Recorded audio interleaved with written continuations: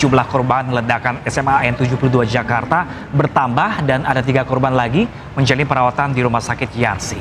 Ya, sementara itu pemirsa, siswa terduga pelaku peledakan masih dirawat di ICU Rumah Sakit Islam Jakarta. Minggir. Mana aja. Yang terdekat. Aduh, kasihan ya. Korban ledakan SMA AN 72 Jakarta bertambah. Sabtu malam, 3 korban mendatangi Rumah Sakit Yarsi, 1 diantaranya menjalani rawat inap dan 2 lainnya menjalani rawat jalan. Total 18 korban ledakan yang menjalani perawatan. Sebelumnya, 15 korban masih dirawat dengan rincian. 14 orang rawat inap di ruang perawatan, sementara 1 korban alami luka parah masih menjalani perawatan intensif di ruang ICU. Sementara di Rumah Sakit Islam Jakarta Cempaka Putih, penanganan korban ledakan di SMA 72 Jakarta sebanyak 14 orang masih jalani rawat inap karena membutuhkan pengawasan lebih lanjut dari tenaga medis. Hingga saat ini, tim medis masih terus melakukan pemantauan terhadap pasien yang rawat inap, serta menyiapkan penanganan lanjutan bagi yang mengalami gangguan pendengaran. Posisinya masih di intensive care karena kondisinya memang mengharuskan. Namun posisi tadi pagi waktu dilihat sudah kembali sadar dan sudah membuat kontak mata dan sudah bisa melakukan gerakan-gerakan. 67 korban lainnya dalam kondisi lebih baik, sudah pulang ke rumah. Anak-anak ini juga akan mendapat dukungan rehabilitasi, psikososial, dan program pemulihan dari Kemensos serta bertahap baik di rumah sakit, sekolah, maupun di rumah. Seluruh biaya perawatan ditanggung oleh pemerintah. Pemerintah ya akan memberikan dukungan pembiayaan sepenuhnya. Nanti mungkin berkolaborasi dengan Gubernur Jakarta Pak Pramono Anung, kita akan berbagi tugas, dan setelah itu juga Kementerian Sosial memberikan dukungan-dukungan yang diperlukan setelah nanti dari rumah sakit ini, mulai dari rehabilitasinya, masa-masa pemulihannya. Minggir.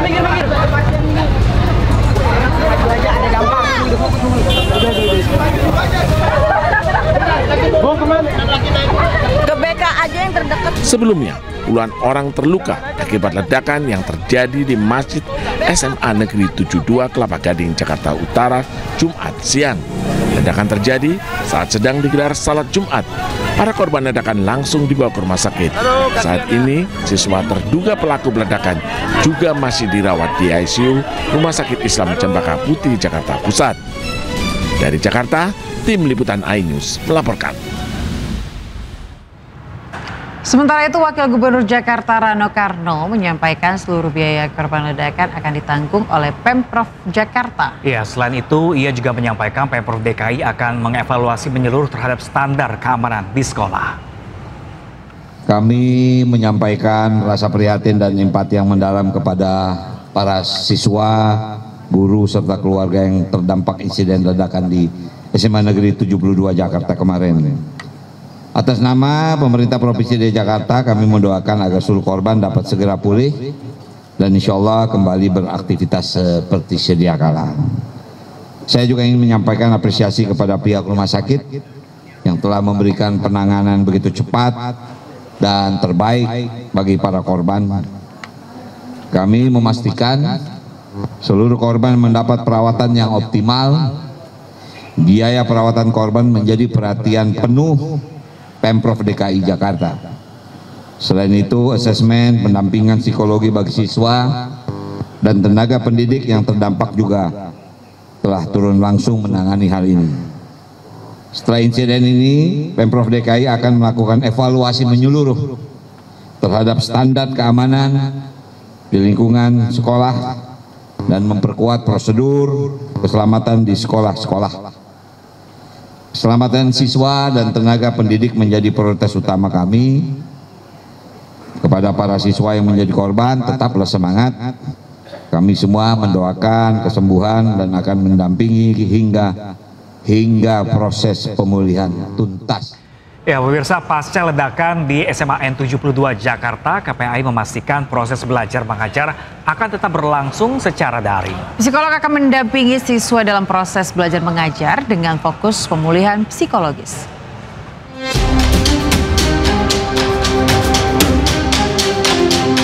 Pasca ledakan yang terjadi di SMA N 72 Jakarta, pemerintah dan pihak terkait terus melakukan koordinasi memastikan kondisi korban terdampak. Pemerintah dan pihak terkait memberikan pendampingan psikologis kepada anak-anak korban terdampak baik yang masih menjalani perawatan medis, rawat jalan, maupun korban yang berada di sekitar lokasi kejadian. Sementara sterilisasi di lokasi kejadian tetap berlangsung hingga 3 hari ke depan sehingga aktivitas pembelajaran akan dilakukan secara daring dengan fokus pada pemulihan psikologis. Anak-anak yang masih dirawat, kemudian anak-anak yang sudah pulang ke rumah dan juga anak-anak yang ada di sekitar dan 780 anak lainnya. Semua harus mendapatkan pendampingan psikologis beserta guru. Guru juga harus mendapatkan pendampingan psikologis. 17 guru sudah. Nah, sisanya masih ada total 42 guru. Jadi sisanya juga harus mendapatkan pendampingan psikologis. Kemudian yang kedua, untuk pembelajaran dipastikan bahwa besok pembelajarannya secara online. Biar anak-anak bisa menghilangkan trauma terlebih dahulu dan proses hukum di sini, misalnya sterilisasi dan lain sebagainya, tetap berlangsung sehingga anak-anak dalam kegiatan belajar mengajar juga nanti didampingi oleh psikolog. Selain siswa, pendampingan psikologis ini juga menyasar pada guru dan staf SMA N 72 Jakarta. Dari Jakarta, Hadisti Arifa, Rama Romadona, Anyus melaporkan. Pemirsa, terkait pasca ledakan di SMA Negeri 72 Jakarta, Reza Indragiri, psikolog forensik, menjelaskan perundungan bisa menjadi titik awal terjadinya peristiwa ledakan kemarin. Ya, selain itu ia juga menjelaskan pemirsa, ini gagalnya generasi saat ini untuk tangani kasus perundungan di dunia pendidikan. Apa sebetulnya yang menjadi dasar atau yang bisa Anda jelaskan mengapa seorang anak ini bisa tega melakukan tindakan sekian ini terhadap teman-temannya? Tidak ada teori tunggal sesungguhnya yang bisa menjelaskan mengapa peristiwa semacam ini terjadi. Tapi hari-hari belakangan ini termasuk disampaikan langsung oleh Kapolri bahwa boleh jadi bullying merupakan titik awal bagi kita untuk memahami mengapa sampai terjadi peristiwa yang sangat menyedihkan sekaligus mengerikan ini.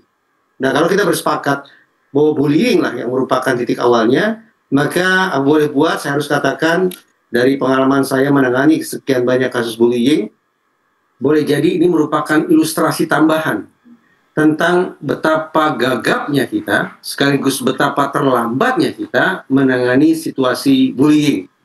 Akibatnya adalah korban bullying atau korban perundungan yang telah menderita sekian lama, tidak menemukan telinga yang siap untuk mendengarkan masalahnya, tidak menemukan tangan yang bisa membantu mencari solusi atas persoalannya, kemudian memutuskan untuk menyelesaikan masalahnya dengan cara-cara kekerasan. Kita beralih ke informasi lain pemirsa. Tim gabungan menggelar razia di sarang narkoba di kota Medan dan hasilnya 59 orang ditangkap. Sementara itu di Aceh Utara, pemirsa, BNN menemukan ladang ganja seluas 6,5 hektar. Tim gabungan menggerebek sejumlah lokasi tempat peredaran narkotika di kota Medan. Di antaranya di bantaran sungai, Jalan Balai Desa, dan Jalan Pria Laut 3.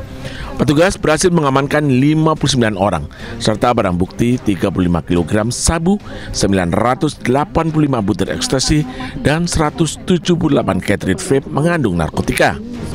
3 barak narkoba yang dilapisi kawat berduri dan dialiri listrik untuk melindungi para pengguna narkoba dari razia dibakar petugas.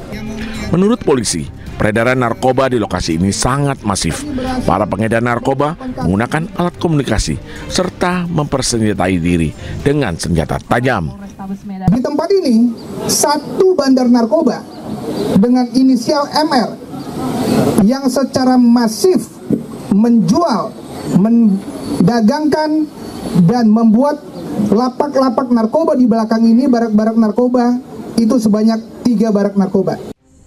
Di Aceh Utara, petugas gabungan menemukan ladang ganja 6,5 hektar di 6 titik lokasi yang berdekatan.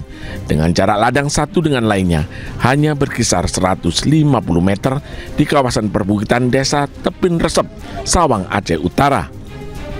Petugas gabungan BNN, TNI, dan Polri, serta unsur terkait lainnya harus menempuh jarak 2 km dari permukiman warga dengan cara berjalan kaki dengan akses medan yang sulit dan terjal.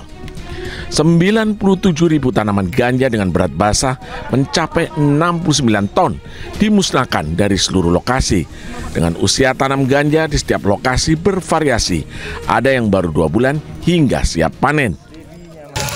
BNN RI memusnahkan kurang lebih 69 ton ganja di Aceh Utara.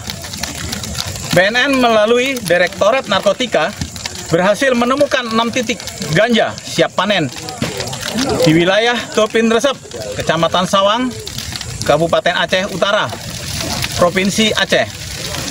Kegiatan ini merupakan hasil dari penyelidikan dan pemetaan wilayah rawan peredaran narkotika jenis ganja.